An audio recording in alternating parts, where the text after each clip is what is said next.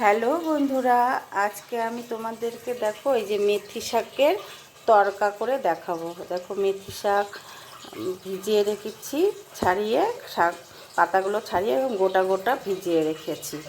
আর এখানে ডালটা আমি মুসুরির ডালটা 1 ঘন্টা ভিজিয়ে রেখেছিলাম।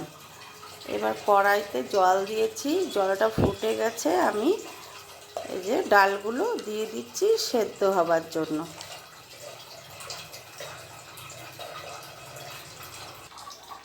ডালে এবারে আমি স্বাদ মতন নুন দিয়ে দিলাম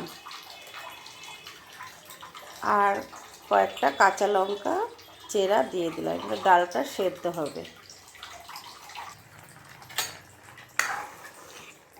ডাল দেখো ফাটা ফাটা হয়ে গেছে, ডালটা সেদ্ধ হয়ে গেছে। এবারে আমি পাতাগুলো দিয়ে দিলাম, কারণ ডাল কিন্তু বেশি সেদ্ধ করা যাবে না।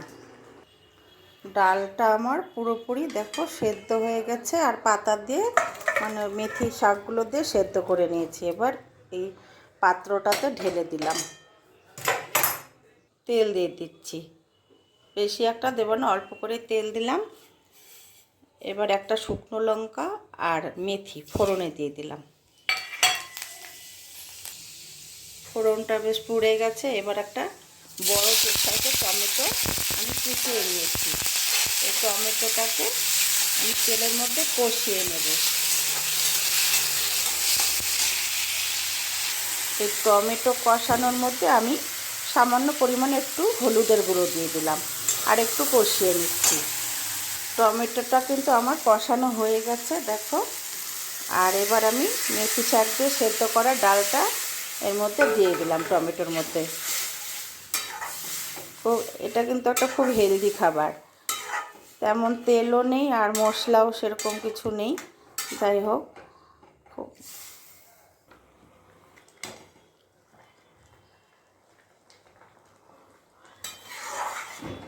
আমি তরকার মশলাটা দিলাম, কারণ তরকার মশলাটা না দিলে তরকার মতন সেন্টটা হবে না, সেজন্য আমি তরকার মশলাটা দিলাম, বুঝলে। এটার মধ্যে না একটু চিনি দিলে কিন্তু আরও বেশি স্বাদ হবে খেতে, মিষ্টি দিলে। আমি দিলাম না, কারণ আমার বাড়িতে যেহেতু সুগারের পেশেন্ট আছে, সে ডালটা দিয়েই খাবে, তো সেজন্য আমি দিলাম না। তোমরা কিন্তু একটু মিষ্টি দিতে পারো, দিলে বেশি টেস্টি হবে। ডালটা আমার একদম পুরোপুরি হয়ে গেছে, আমি গ্যাসটা অফ করে দিলাম। এবার ডালটা আমি নামিয়ে দিচ্ছি।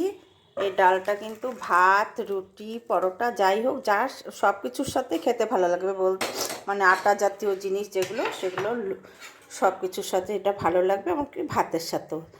তোমাদের কেমন লাগলো আমাকে লাইক কমেন্ট করে তোমরা জানিও। ভালো লেগে থাকলে শেয়ার করে দিও।